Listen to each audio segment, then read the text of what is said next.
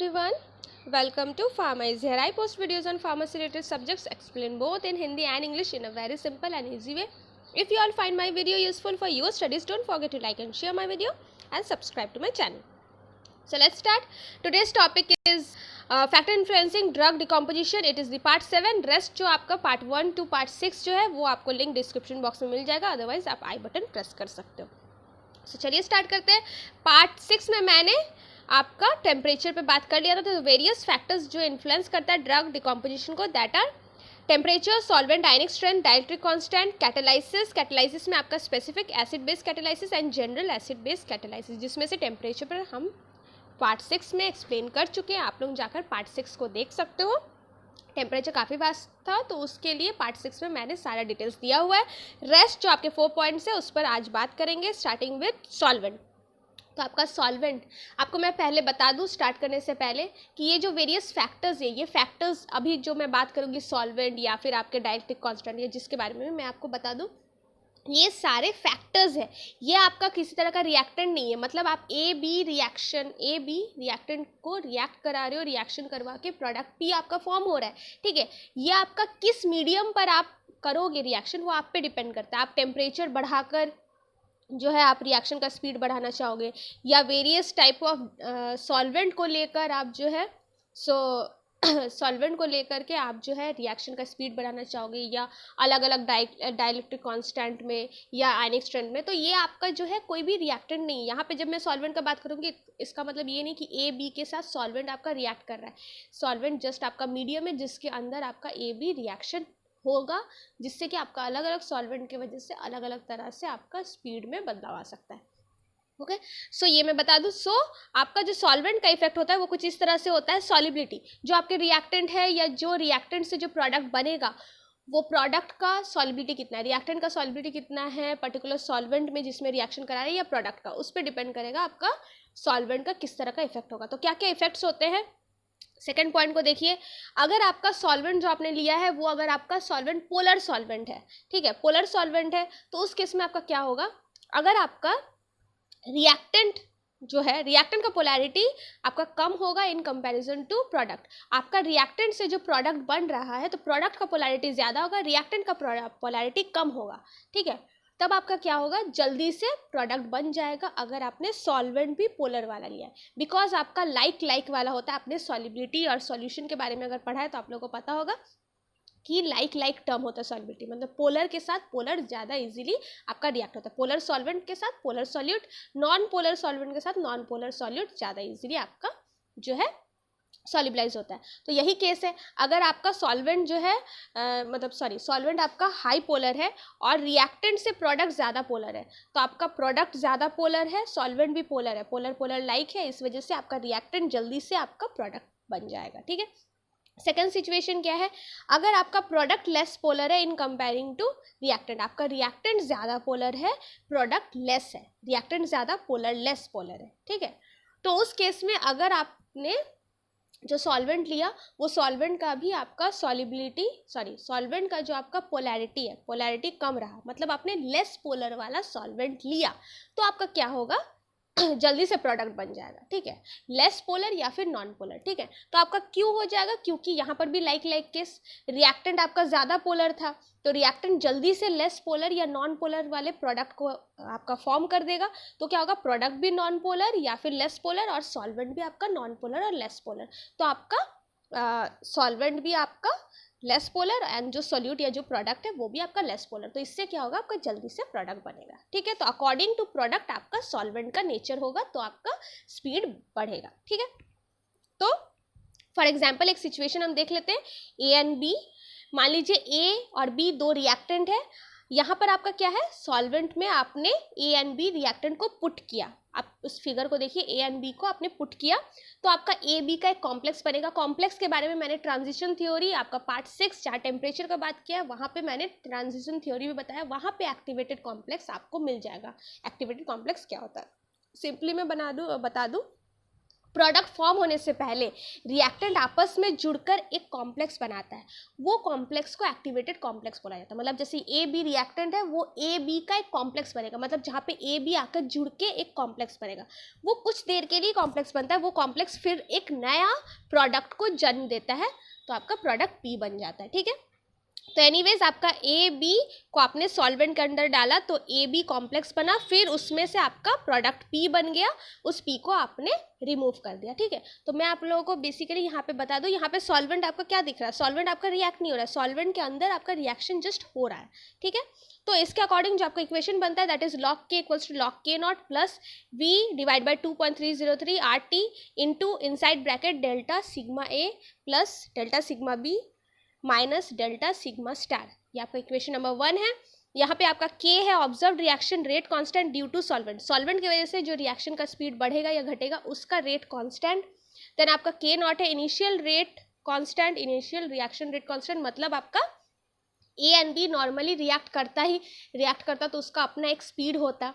ठीक है, उस अपने नॉर्मल स्पीड के साथ वो रिएक्ट करता तो उसका जो रेट कांस्टेंट होता, मतलब इनिशियली जो सॉल्वेंट डिपेंडेंट नहीं है, इंडिपेंडेंट ऑफ सॉल्वेंट जो आपका रिएक्शन का रेट कांस्टेंट होता, that is K naught. V आपका क्या है, molar volume of reactant A, reactant B and the activated complex, मतलब ए बी जो कॉम्प्लेक्स बन रहा है उसका आपका उसका मोलर वॉल्यूम, और साथ ही साथ उसके साथ हम क्या ऐड करेंगे, ए और बी रिएक्टेंट का भी मोलर वॉल्यूम, तीनों का मोलर वॉल्यूम एक साथ। देन आपका सिग्मा ए है solubility parameter of reactant A, sigma B solubility parameter of reactant B and sigma star आपका जो एक्टिवेटेड कॉम्प्लेक्स है ए एंड बी उसका आपका सॉल्युबिलिटी पैरामीटर। ओके, ये हो गया। देन आपका यहाँ खत्म होता है। देन आपका आयनिक स्ट्रेंथ, आयनिक स्ट्रेंथ में क्या होता है, उसका भी इफेक्ट होता है रेट ऑफ द रिएक्शन पे। कैसे कैसे होता है आइए देखिए, जैसे आपने किसी सॉल्यूशन के अंदर रिएक्शन करवा रहा है तो उस सॉल्यूशन का आपका जो आयनिक स्ट्रेंथ होगा, पर्टिकुलर सॉल्यूशन के अंदर आपका रिएक्शन, ये आपका सॉल्यूशन क्या है, मीडियम है, इस सॉल्यूशन का आप आयनिक स्ट्रेंथ बदल दो, बदलने से आपका इस सॉल्यूशन में होने वाला जो रिएक्टेंट को हम ऐड करेंगे और रिएक्शन करवाएंगे तो सॉल्यूशन के आयनिक स्ट्रेंथ की वजह से आपका क्या हो सकता है, रिएक्शन का स्पीड वगैरह बदल सकता है। नॉर्मल जो रिएक्टेंट ए एंड बी आप नॉर्मल मीडियम में करते हैं उसके जगह आप सॉल्यूशन में डालोगे, उस सॉल्यूशन का आयनिक स्ट्रेंथ बदलने की वजह से वो हेल्प करेगा ए एंड बी को जल्दी या फिर लेट से रिएक्ट होने में। कैसे कैसे, आप सेकंड पॉइंट को देखिए, जैसे कि अगर आपका सॉल्यूशन का आयनिक स्ट्रेंथ अगर आपने बढ़ाया और आपका रिएक्टेंट अगर ऑपोजिट चार्ज वाला रहा तो आपका रिएक्शन स्लो हो जाएगा, डिक्रीज हो जाएगा। जी हाँ, अगर रिएक्टेंट का चार्ज ऑपोजिट रहा तो आपका आयनिक स्ट्रेंथ सॉल्यूशन का बढ़ाने से वो रिएक्शन स्लो हो सकता है, तो वहाँ पे आपको क्या करना होगा, आयनिक स्ट्रेंथ कम रखना होगा अगर आप रिएक्शन का स्पीड बढ़ाना चाहते हो। देन आपका जो थर्ड पॉइंट है जहाँ पे आपका सेकेंड सिचुएशन आता है, अगर आपका जो रिएक्टेंट है वो सिमिलर चार्ज है, मतलब आपका रिएक्टेंट जो है मान लीजिए ए एंड बी दोनों पॉजिटिव है या फिर ए एंड बी दोनों नेगेटिव है, अगर सिमिलर चार्ज वाले हैं उस केस में अगर आपने आयनिक स्ट्रेंथ को बढ़ा दिया सॉल्यूशन का तो उससे क्या होगा, रिएक्शन का रेट भी आपका बढ़ जाएगा। होता ऐसा है कि मान लीजिए जो माइनस माइनस है वो ऑब्वियसली या सिमिलर चार्ज वाले जो है वो आपस में तो रिपल्सन करता है, वहाँ पे अगर आपने सॉल्यूशन में आयंस का मात्रा ज़्यादा रखा, आयनिक स्ट्रेंथ बढ़ना मतलब आयनिक कंसंट्रेशन, आयंस का कंसंट्रेशन अमाउंट बढ़ना, ज़्यादा आयंस होने से क्या होगा, वो ए बी जो दोनों सिमिलर चार्ज की वजह से रिपल्सन कर रहे थे उस आयंस की वजह से आयन क्या मदद करेगा, ए बी को साथ में लाने में। ठीक है, और उसी केस में आपका अगर दोनों ऑपोजिट चार्ज वाला है मान लीजिए प्लस और माइनस, वो आपस में तो अट्रैक्ट होते ही है, वहाँ अगर आपने आयंस का मात्रा बढ़ा दिया, आयनिक स्ट्रेंथ को बढ़ा दिया तो क्या होगा, हो सकता है ए प्लस आपका बी माइनस के साथ जितना रिएक्ट करता है उसके बदले आपके आयंस आकर उसे डिस्टर्ब कर सकता है। ठीक है, कुछ आयंस ए प्लस वाले को ले जाएगा, कुछ आयंस ए माइनस वाले को ले जाएगा। ठीक है, तो आपस में वो जितना जल्दी जुड़ जाता वो लोग जो है अट्रैक्ट करेगा आपस में। ठीक है, तो डिस्टर्बेंस कर सकता है, मतलब आपका नॉर्मली जो reactant A and B minus plus आपका ऐड होता उसमें आयंस आकर उन्हें डिस्टर्ब करके स्लो कर सकता है, यही रीज़न है। देन आपका क्या होता है, फिर आपका जो तीसरा सिचुएशन आता है पॉइंट नंबर 4, जहाँ पर आपके अगर आपका reaction between ion and dipolar molecules, मतलब आपका एक रिएक्टेंट जो है रिएक्टेंट वो मान लीजिए ए है आपका एक रिएक्टेंट, तो ए प्लस या ए माइनस है और उसके साथ जो आपका दूसरा वाला रिएक्टेंट है ना, वो आपका डाईपोलर है, मतलब उसके पास प्लस माइनस दोनों है। ठीक है, डाईपोलर जैसे कि आपका वाटर होता है, ठीक है, जिसमें H प्लस O2 माइनस, ये दोनों होता है, ठीक है। तो उसी तरह का आपका मान लीजिए कि एक रिएक्टेंट आयनिक है, कोई भी प्लस माइनस कोई भी आयन का है, दूसरा जो है वो डाइपोलर है, वहां पे, और दूसरा किस तरह का, जहां न्यूट्रल मॉलिक्यूल्स के बीच में रिएक्शन हो रहा है, ए बी आपका दोनों न्यूट्रल है, नॉन पोलर मॉलिक्यूल्स है, उनके बीच में अगर रिएक्शन हो रहा है, वहां पे आपका आयनिक स्ट्रेंथ का कोई रोल नहीं है। आप सोल्यूशन का आयनिक स्ट्रेंथ बढ़ाओ घटाओ, उससे कोई फर्क नहीं पड़ेगा, वो अपना नॉर्मल जिस तरह से रिएक्ट होना है वैसे रिएक्ट होगा। वहां पे आपका आयनिक स्ट्रेंथ की वजह से कोई स्पीड बढ़ घट नहीं सकता, आप कुछ और फैक्टर्स का इस्तेमाल कर सकते हो, ठीक है। देन आपका लास्ट पॉइंट को आप देखिए, वैसा सिचुएशंस जहां पे आपका रिएक्टेंट नहीं, रिएक्टेंट जो भी हो, रिएक्टेंट आपका न्यूट्रल हो चाहे जो भी, ठीक है, लेकिन उससे जो प्रोडक्ट बनता है वो ऑपोजिट चार्ज वाला, मतलब कि दो तरह का प्रोडक्ट बनता है। मान लीजिए P प्लस और P माइनस दो प्रोडक्ट बन रहा है, ठीक है। तो जहाँ पे नेगेटिव और पॉजिटिव दोनों ऑपोजिट चार्ज वाला प्रोडक्ट आपका फॉर्म हो रहा है, उस केस में अगर आप जिस सॉल्यूशन के अंदर रिएक्शन करवा रहे हो उस सॉल्यूशन का अगर आयनिक स्ट्रेंथ आप बढ़ा दो तो उसकी वजह से प्रोडक्ट आपका जल्दी बन जाएगा। कहाँ, जहाँ आपके ऑपोजिट चार्ज वाले प्रोडक्ट, लेकिन आपका यहाँ पे कंफ्यूजन मत करिएगा, ऑपोजिट चार्ज वाला रिएक्टेंट रहा तो आपका आयनिक स्ट्रेंथ बढ़ाने से स्पीड घटता है, लेकिन उसी के ऑपोजिट में अगर आपका प्रोडक्ट ऑपोजिट चार्ज वाला बन रहा है तो आयनिक स्ट्रेंथ बढ़ाने से प्रोडक्ट जल्दी बनेगा, मतलब स्पीड बढ़ जाएगा। एनीवेज, इसके साथ आपका ये पिक्टोरियल रिप्रेजेंटेशन आप देखो, ए बी जैसे कि आपका दो रिएक्टेंट है, दो रिएक्टेंट को आपने सॉल्यूशन के अंदर डाला, इस सॉल्यूशन का आप आयनिक स्ट्रेंथ अपने हिसाब से अपने अकॉर्डिंग आप सेट करोगे आयनिक स्ट्रेंथ, तो आपका ए बी एक कॉम्प्लेक्स बनेगा, जो कि मैंने अभी बताया ए बी कॉम्प्लेक्स क्या होता है। फिर वो ए बी से आपका कॉम्प्लेक्स जो है तुरंत आपका प्रोडक्ट बनेगा, जिस प्रोडक्ट को आप वहाँ से फिर रिमूव कर लोगे, सॉल्यूशन से अपना प्रोडक्ट आप निकालोगे। तो यहाँ पे इक्वेशन आपका होता है log k equals to log k naught plus 1.02 ZA into ZB under root mu, ठीक है। इक्वेशन नंबर 2, जहाँ पे आपका k है observed rate constant, observed reaction rate constant, जो आपका आयनिक स्ट्रेंथ को बदलने की वजह से जो रिएक्शन का स्पीड बढ़ रहा है उसके वजह से जो उसका रेट कांस्टेंट होगा, ठीक है। देन के नॉट आपका इनिशियल रेट कांस्टेंट, जो कि इंडिपेंडेंट ऑफ आयनिक, मतलब आपका आयनिक स्ट्रेंथ के बिना जो आपका नॉर्मली उसका रिएक्शन का जो स्पीड है, ठीक है, that is K naught. Then Z A Z B क्या है, जेड ए आपका रिएक्टेंट ए का चार्ज, जेड बी आपका रिएक्टेंट बी के अंदर कितना चार्ज है, म्यू क्या है, ionic strength of the solution, solution का जो आयनिक स्ट्रेंथ है। देन चलिए नेक्स्ट आपका dielectric constant of the solvent, third factor की तरफ चलते हैं। डाइलेक्ट्रिक कांस्टेंट में क्या है, इसका भी आपका असर होता है। डाइलेक्ट्रिक कांस्टेंट क्या होता है, इससे आप पोलैरिटी मेजर करते हो, ठीक है, किसी भी सॉल्वेंट में कितना पोलैरिटी है, कोई भी सॉल्वेंट कितना इलेक्ट्रिक चार्जेस को कंडक्ट कर सकता है, ठीक है, कंडक्टिविटी का मेजरमेंट कहेंगे, पोलैरिटी मेजरमेंट कह सकते हैं, या कितना इलेक्ट्रिक चार्जेस उसके अंदर रह सकता है, ठीक है, तो वो सारा चीज़ होता है डाइलेक्ट्रिक कांस्टेंट। तो पर्टिकुलर सॉल्वेंट का डाइलेक्ट्रिक कांस्टेंट अगर हम बदलें, ठीक है, आपने जो फर्स्ट पॉइंट देखा था वहाँ पर भी सॉल्वेंट था, तो वहाँ पे आप सॉल्वेंट का जस्ट सॉल्युबिलिटी वगैरह पर देख रहे थे, यहाँ पे आपका सॉल्वेंट का आप अलग अलग डाइलेक्ट्रिक कांस्टेंट बदलने से किस तरह से इफेक्ट होगा। तो आइए जानते हैं सेकंड पॉइंट को। देखिए यहाँ पर जैसे आयनिक स्ट्रेंथ में था, यहाँ पर वैसा ही है। अगर आपके रिएक्टेंट ऑपोजिट चार्ज वाला रहा तो आपका सॉल्वेंट का डाइलेक्ट्रिक कांस्टेंट आप कम रखो तभी स्पीड बढ़ेगा। अगर डाइलेक्ट्रिक कांस्टेंट आपने ज़्यादा कर दिया तो स्पीड घट सकता है, मतलब स्लो हो जाएगा।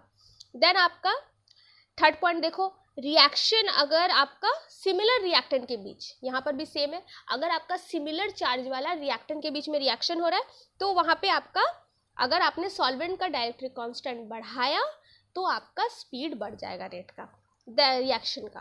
देन आपका लास्ट पॉइंट को देखिए, यहाँ पर भी सिमिलरली आपका अगर न्यूट्रल मॉलिक्यूल्स है, रिएक्टेंट आपका न्यूट्रल है, लेकिन उससे जो प्रोडक्ट बन रहा है उस प्रोडक्ट का पोलैरिटी काफ़ी हाई है, ठीक है, पोलैरिटी ज़्यादा है प्रोडक्ट का। देन आपका क्या होगा कि वहाँ पे आप जो है डाइलेक्ट्रिक कांस्टेंट अगर सॉल्वेंट का बढ़ाते हो, ठीक है, तो वहाँ पे आपका जल्दी से प्रोडक्ट बन जाएगा, ठीक है, जहाँ पे आपका प्रोडक्ट जो है वो हाईली पोलर प्रोडक्ट बन रहा हो, ठीक है। तो ये आपके कुछ कुछ सिचुएशंस होते हैं। तो यहाँ पे भी वही फिगर, आपका जो फिगर नंबर 1 है वहाँ उसी की तरह यहाँ पर भी है, ए एंड बी दो रिएक्टेंट जिसको आपने किसी सॉल्वेंट के अंदर डाला, सॉल्वेंट पे आपको वो कॉम्प्लेक्स बनेगा। सॉल्वेंट का अब आप जैसा जैसा डाइलेक्ट्रिक कांस्टेंट वैल्यू बदलोगे वैसा वैसा वो स्पीड से कॉम्प्लेक्स बन जाएगा एंड देन वो कॉम्प्लेक्स आपका प्रोडक्ट बन जाएगा, ठीक है। देन आप प्रोडक्ट को निकालोगे।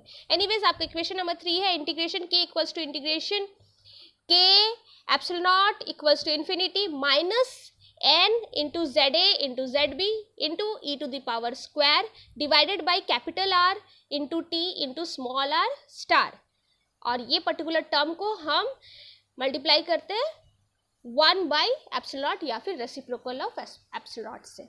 तो यहाँ पे आपका K है ऑब्जर्व्ड रिएक्शन रेट, जो आपका डाइलेक्ट्रिक कांस्टेंट की वजह से हो रहा है। K epsilon equals to infinity, मतलब ये आपका इनिशियल रेट कांस्टेंट है जो आपका नॉर्मली उस रिएक्शन का स्पीड होता ही, ठीक है, जो बिना आपके डाइलेक्ट्रिक कांस्टेंट के बिना उसका जो स्पीड होता। देन एन आपका एवोगैड्रोज वैल्यू है, एवोगैड्रो नंबर्स है। एवोगैड्रो नंबर आप लोगों को पता होगा, 1 मोल। एवोगैड्रो मतलब क्या होता है, एवोगैड्रो कांस्टेंट के अकॉर्डिंग किसी भी सब्सटेंस के 1 मोल के अंदर कितना मॉलिक्यूल्स या कितना आयन है। एक मोल मतलब जैसे 1 kg मतलब कितना लीटर, दैट उसी की तरह 1 मोल मतलब कितना सारा मॉलिक्यूल्स। तो कितना सारा मॉलिक्यूल्स होता है 6.022 इंटू 10⁻23, ठीक है। ZA एंड ZB आपका रिएक्टेंट A एंड B का चार्जेस है। देन आपका R स्टार क्या है, जो एक्टिवेटेड कॉम्प्लेक्स बन रहा है AB, एक्टिवेटेड कॉम्प्लेक्स बनेगा A एंड B रिएक्टेंट का, उसमें जितने भी आयंस होंगे आपका ऑब्वियसली वहाँ पे A B दोनों आयंस होंगे उस कॉम्प्लेक्स के अंदर, वो एक पर्टिकुलर पूरा एक कॉम्प्लेक्स बनेगा, उसके अंदर A B दोनों होगा। तो हर A B के बीच में कितना डिस्टेंस है, A प्लस B माइनस या A माइनस B प्लस जो भी है, हर A B के आयंस के बीच में कितना डिस्टेंस है उस कॉम्प्लेक्स के अंदर, वो आपका R स्टार का मतलब होता है। देन एप्सिलॉन नॉट क्या होता है, dielectric constant of the solvent, मतलब आपका सॉल्वेंट का डाइलेक्ट्रिक कांस्टेंट वैल्यू कितना है, ठीक है। तो इससे आप अपना मेजरमेंट कर सकते हो कितना आप डाइलेक्ट्रिक कांस्टेंट रखोगे, उससे कितना आपका इफेक्ट पड़ेगा रेट ऑफ द रिएक्शन पर। एनीवेज आपका नेक्स्ट जो लास्ट टॉपिक है वो है कैटालाइसिस। कैटालाइसिस को जानने से पहले चलिए आज का आईक्यू फैक्ट जानते हैं।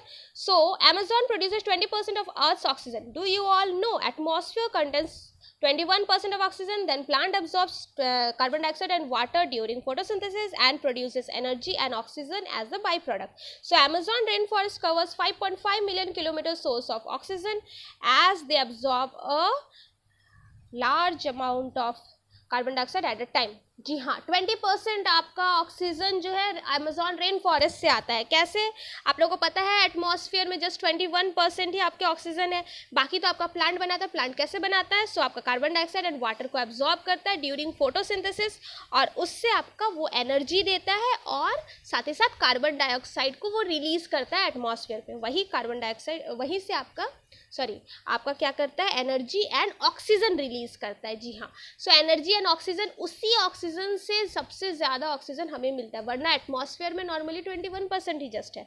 तो आपका अमेज़न क्योंकि 5.5 मिलियन किलोमीटर्स का एरिया है, तो ये आपका वास्ट सोर्स ऑफ ऑक्सीजन है। जी हाँ, यहाँ से आपका काफ़ी ज़्यादा मात्रा 20%, आप समझ सकते हो पूरे वर्ल्ड के 20% ऑक्सीजन यहीं से आता है, और बाकी जो है आपका कार्बन डाइऑक्साइड एट ए टाइम वो काफ़ी ज़्यादा अमाउंट में, इतने सारे पेड़, इतना सारा पेड़ मिलकर एक ही बार में आपका फोटोसिंथेसिस करेगा तो बहुत सारा कार्बन डाइऑक्साइड को अब्जॉर्ब करेगा, ठीक है। तो एनीवेज चलिए अब आगे कैटालाइसिस पे चलते हैं। तो कैटालाइसिस आप लोगों को पता है कैटलिस्ट क्या होता है। कैटलिस्ट एक ऐसा सब्सटेंस है जो किसी भी रिएक्शन के रेट को इंक्रीज कर सकता है या फिर डिक्रीज कर सकता है, खुद केमिकली अल्टर हुए बिना, मतलब खुद वो केमिकली स्टेबल रहता है, जैसा का तैसा रहता है, प्रोडक्ट में वो ऐड नहीं होता है, ठीक है। वो बस रिएक्शन का स्पीड को बढ़ाने या घटाने में मदद करता है। जनरली हम बढ़ाने के पर्पज से ही लेते हैं, घटाना तो हमें होता नहीं है, स्लो नहीं करना होता है। एनीवेज आपका जो कैटलिस्ट है वो कैसे काम करता है, कैटलिस्ट क्या करता है, आप लोगों को शायद ये नहीं पता होगा। कैटलिस्ट आप लोगों का क्या होता है, जब आप नॉर्मली क्या करते हो, ए बी रिएक्शन लिखते हो, आप ए प्लस बी लिखते हो और एरो देते हो, एरो के ऊपर आप कैटलिस्ट को लिख देते हो कि मतलब ये पर्टिकुलर कैटलिस्ट आपका ऐड हो रहा है, ठीक है, आपका उससे प्रोडक्ट पी बन रहा है, ठीक है। लेकिन कैटलिस्ट काम कैसे कर रहा है, क्या आप लोगों को ये पता है?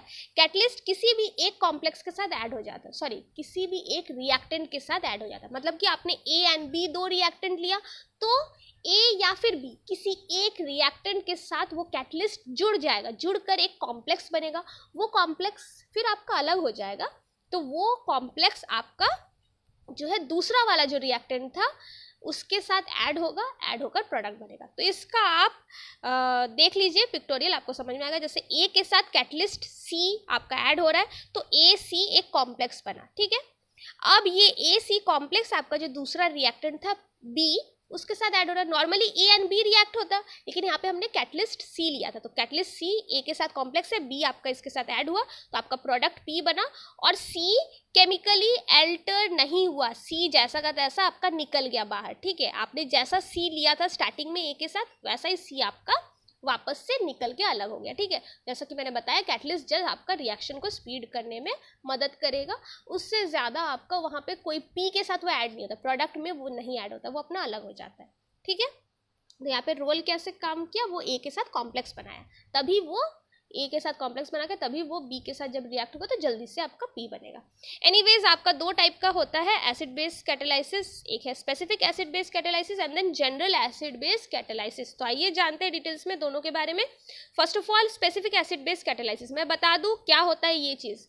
स्पेसिफिक एसिड बेस कैटालाइसिस क्यों कहते हैं, कोई भी ऐसा रिएक्शन जो कि आपका पर्टिकुलर एसिड जो कि H प्लस देता है या पर्टिकुलर बेस जो कि OH माइनस देता है, वैसा ही बेस या वैसा ही एसिड के वजह से कैटलाइज्ड होता हो, मतलब वैसा ही एसिड या बेस कैटलाइसिस करता हो, तो वो कहलाता है आपका स्पेसिफिक एसिड बेस कैटलाइसिस। जिसमें से कि अगर आपका कोई रिएक्शन जस्ट एसिड के द्वारा अगर कैटलाइज्ड हो रहा है, मतलब H प्लस देने वाला एसिड, तो हम बोलेंगे स्पेसिफिक एसिड कैटलाइज्ड रिएक्शन। और अगर कोई रिएक्शन सिर्फ OH माइनस देने वाले OH माइनस देने वाले कैटलिस्ट से आपका रिएक्शन में कैटलाइजेशन हो रहा है, तो हम कहेंगे वहाँ पे उस रिएक्शन को कहेंगे स्पेसिफिक बेस कैटलाइज्ड। ओके, तो एनीवेज यहाँ पे और तरह का कोई भी एसिड बेस आपका नहीं है, आपके बहुत तरह के एसिड एंड बेसिस मिलेंगे, weak anion of acid, weak cation of base, वो सब भी एसिड बेस की तरह ही काम करता है, ठीक है। फिर आपका अनडिसोसिएटेड एसिड या अनडिसोसिएटेड बेस, तो इस तरह का कोई भी एसिड बेस नहीं, जस्ट H प्लस देने वाला या फिर OH माइनस देने वाला एसिड या बेस। या आगे डिटेल्स में आप डिफरेंसेस को जनरल एसिड बेस जब मैं बताऊंगी तब आप लोग समझ जाओगे।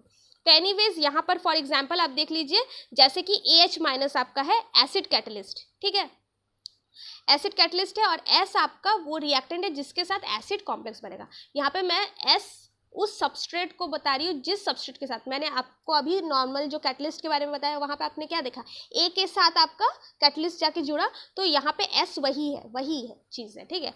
एस आपका वो रिएक्टेंट है जिसके साथ आपका एसिड कॉम्प्लेक्स बनेगा, जिससे कि आपका वो दूसरा वाला जो रिएक्टेंट है बी, उसके साथ ऐड होकर के पी बनेगा एंड देन आपका जो कैटलिस्ट है वो अपना अलग हो जाएगा। तो आप इक्वेशन को देखो, S प्लस AH आपका कैटलिस्ट है जिसमें से आपका H प्लस, मैंने अभी बताया स्पेसिफिक में सिर्फ H प्लस या OH माइनस, या फिर आपका H प्लस नहीं H3O हाइड्रोनियम आयन, ठीक है, H3O प्लस जो होता है, हाइड्रोनियम आयन भी एसिड का होता है तो वो ऐड हो सकता है, ठीक है, H प्लस या फिर हाइड्रोनियम आयन H3O प्लस, ठीक है, वो ऐड हो सकता है। तो एनीवेज यहाँ से आपका AH से आपको H प्लस मिला, तो आपका SH प्लस एक कॉम्प्लेक्स बना S नाम के रिएक्टेंट के साथ, आपका H प्लस कॉम्प्लेक्स बन गया, कैटलिस्ट कॉम्प्लेक्स बन गया, ठीक है। A माइनस का कोई रोल नहीं है क्योंकि आपका यहाँ पे स्पेसिफिक है, तो आपका सिर्फ H प्लस चाहिए, A माइनस नहीं, वो अपना अलग हो गया। देन आपका जो SH प्लस है वो आपका दूसरा रिएक्टेंट B के साथ ऐड होता है, तो SH प्लस एक रिएक्टेंट है, B एक रिएक्टेंट है, दोनों मिलकर आपका प्रोडक्ट P बना, और H प्लस जो कि सिर्फ कैटालिसिस में मदद कर रहा था, तो H प्लस आपका अलग हो गया, कैटलिस्ट आपका बिना केमिकली अल्टर हुए अपना अलग हो गया। सिमिलरली आपका बेस के साथ भी होता है, तो बेस के साथ आइए देखते हैं कैसे आपका प्रोडक्ट बनने में मदद होता है। मान लीजिए S आपका सबस्ट्रेट है जिसके साथ आपका बेस जो है BOH बेस है वो आपका ऐड होता है, तो आपका OH माइनस सिर्फ कैटालाइसिस के लिए यहाँ चाहिए स्पेसिफिक वाले में, तो आपका S के साथ OH माइनस कॉम्प्लेक्स बन गया, B प्लस जो है वो उसका कोई रोल नहीं है, वो हट गया।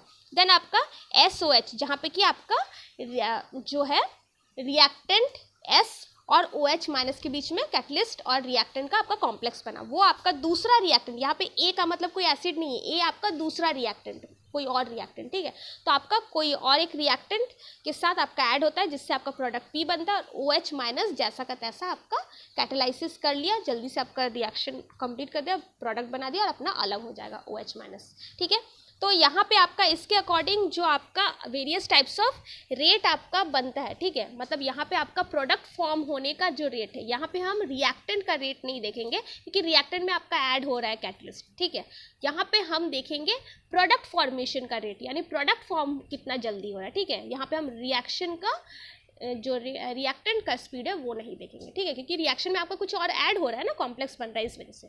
तो एनीवेज आपका प्रोडक्ट फॉर्मेशन का रेट क्या होता है, dP/dt equals to K observed into S concentration of S, ठीक है। आपका इस तरह का जो ब्रैकेट आप इक्वेशन नंबर 4 में देखो, इस तरह का ब्रैकेट हम कंसंट्रेशन S कौन सा कंसंट्रेशन है, कौन सा रिएक्टेंट का कंसंट्रेशन यहाँ पे हम लेंगे, जो एस जिसके साथ रिएक्ट होता है, वो रिएक्टेंट जिसके साथ आपका कैटलिस्ट कॉम्प्लेक्स बनाता है। आपने एसिड में भी देखा एस के साथ कॉम्प्लेक्स बना रहा था, यहाँ पर भी एस के साथ।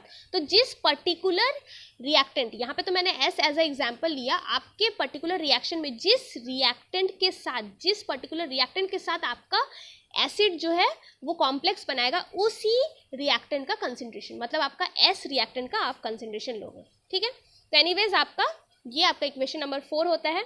तो यहाँ पे के ऑब्जर्व मतलब जो ऑब्जर्व्ड रेट कांस्टेंट आपको दिखने वाला है, के ऑब्जर्व्ड मतलब जो ऑब्जर्व्ड रिएक्शन रेट कांस्टेंट, जो आपका पर्टिकुलर OH या H कैटलिस्ट ऐड होने से जो आपका रिएक्शन का स्पीड होता है, उसमें क्या क्या ऐड होता है। तो के ऑब्जर्व्ड होता है आपका के नॉट मतलब इनिशियल रेट कांस्टेंट, जो आपका H प्लस OH माइनस किसी पे डिपेंड नहीं करता, अपना जो नॉर्मल रिएक्शन का रेट कांस्टेंट है। K1H प्लस आपका कौन सा है, जो आपका हाइड्रोजन प्लस आयन या हाइड्रोनियम आयन एसिड के वजह से जो आपका रिएक्शन का रेट बदल रहा है। और आपका K2 होता है OH माइनस। ठीक है, K2 OH माइनस क्या है, आपका जो पर्टिकुलर बेस या OH माइनस की वजह से जो आपका रिएक्शन का स्पीड बदल रहा है। ये आपका कॉमन है, जहाँ पे आपका एसिड या बेस या फिर आपका जो नॉर्मल कंसेंट्रेशन है सबका वैल्यू ऐड होता है। ठीक है, तो इस सब के वजह से आपका जो इक्वेशन नंबर 4 है वो क्या हो जाएगा, dPdt। आप इक्वेशन नंबर 4 में इसका वैल्यू पुट कर दो तो आपका हो जाएगा dPdt equals to K0 plus K1H plus plus K2 OH minus into S concentration, मतलब सबस्ट्रेट या फिर एस रिएक्टेंट का कंसेंट्रेशन। ये आपका इक्वेशन नंबर 5 है। ठीक है, अब आपका अलग अलग केसेस ले लेते हैं, जहाँ पे आपका pH, मान लीजिए आपने लो पीएच मीडियम में रिएक्शन को करवा रहा है। तो पीएच जब लो हो, ठीक है, आपका जब लो पीएच है वहाँ पे तो आपका एसिड का जस्ट वैल्यू रहता है H प्लस। ठीक है, H प्लस का वैल्यू ज़्यादा रहता है।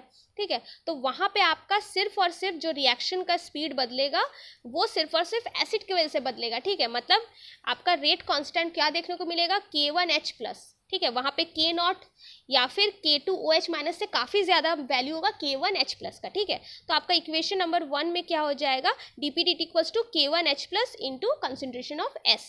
ठीक है, क्यों, क्योंकि यहाँ पे जो ऑब्जर्व्ड K यानी कि ऑब्जर्व्ड रेट कांस्टेंट देखने को मिलेगा वो सिर्फ और सिर्फ K1H प्लस की वजह से, मतलब आपका हाइड्रोजन H प्लस आयन की वजह से ही आपको रिएक्शन का स्पीड, क्योंकि बाकी दोनों तो बहुत निग्लिजिबल है, बहुत कम है, तो उसका रिएक्शन पर क्या असर पड़ेगा, वो रिएक्शन का क्या स्पीड बढ़ाएगा, ऑब्वियसली सिर्फ H प्लस की वजह से बढ़ेगा।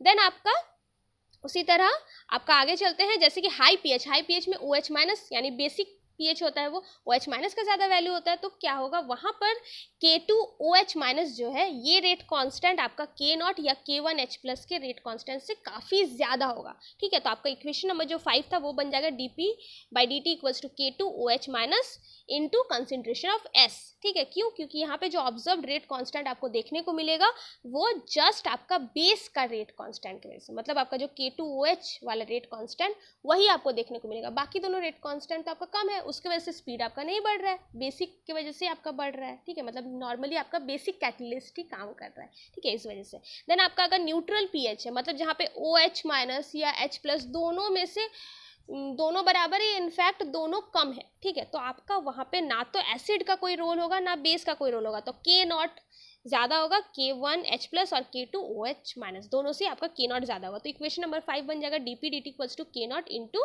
Concentration of S। ठीक है, क्योंकि यहाँ पे जो ऑब्जर्व्ड आपको रेट कांस्टेंट देखने को मिलेगा वो इनिशियल जो आपका नॉर्मल ओरिजिनल जो आपका रेट कांस्टेंट है वही रहेगा। ठीक है, अब यहाँ पर आपका फोर्थ सिचुएशन है जहाँ पे आपका रिएक्शन का जो मीडियम है पीएच है।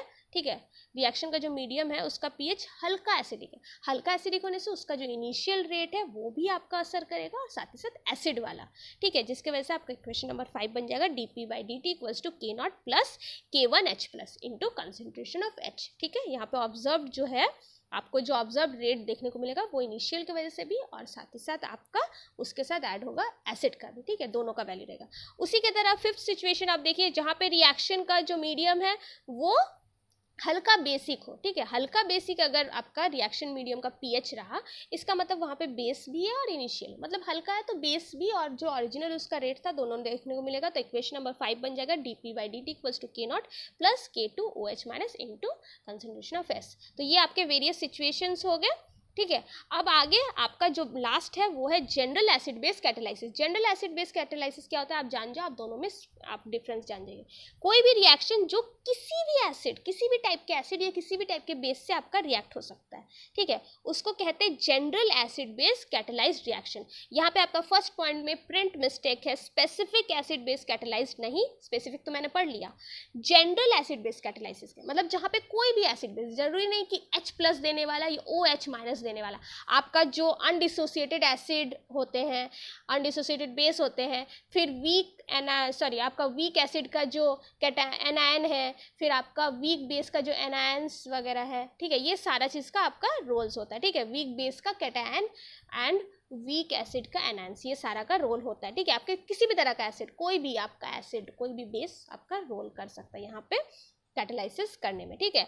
तो ऐसे को हम बोलेंगे जनरल एसिड बेस कैटालाइसिस। अब आपका जो कैटालाइटिक कंपोनेंट है अगर वो एसिडिक है, जैसे कि H+ या फिर undissociated acid like CH3COOH acetic acid, ठीक है, या फिर आपका जो वीक बेस का कैटायन होता है, वीक बेस का कैटायन भी आपके एसिड की तरह, भले वो बेस है लेकिन वो वीक बेस है, वीक बेस का जो कैटायन होता है वो भी एसिड की तरह बिहेव करता है, ठीक है। तो ऐसा कोई भी टाइप का एसिड होगा तो उसको हम बोलेंगे जनरल एसिड कैटालाइज्ड, क्योंकि वहाँ पे एसिड कंपोनेंट है। उसी तरह आपका अगर आपका कोई भी बेसिक वाला कैटालाइटिक कंपोनेंट रहा, जैसे कि OH- या फिर आपका कोई अनडिसोसिएटेड बेस या फिर आपका एनायन ऑफ वीक एसिड, ऐसा कुछ भी रहा तो वो आपका होगा, वो कहलाएगा जनरल बेस कैटालाइज्ड। और लास्ट पॉइंट आप देखो, जहाँ पे आपका कैटालाइटिक कंपोनेंट दोनों एसिड या बेस दोनों आपका है, कुछ एसिड है कुछ बेस है, मतलब एक सिर्फ नहीं है, आपका एसिड है कुछ बेस है, सब मिला जुला के है, ठीक है, तो वहाँ पे आपका रिएक्शन कहलाएगा जनरल एसिड बेस कैटालाइज्ड। लेकिन यहाँ पर आपका सिर्फ H+ या OH- जहाँ पे आप देखोगे, मतलब सिर्फ H+ या सिर्फ OH- और कुछ नहीं, तो वो आपका स्पेसिफिक कहलाएगा। यहाँ पे आपका H+ के साथ साथ, मतलब सिर्फ अकेला H+ नहीं, H+ के साथ साथ आपका कुछ और भी रहेगा, ठीक है, तो आपका कुछ और भी रहा तब आपका वो जनरल बन जाएगा। सिर्फ H+ और सिर्फ OH- रहा तो वो स्पेसिफिक कहलाएगा,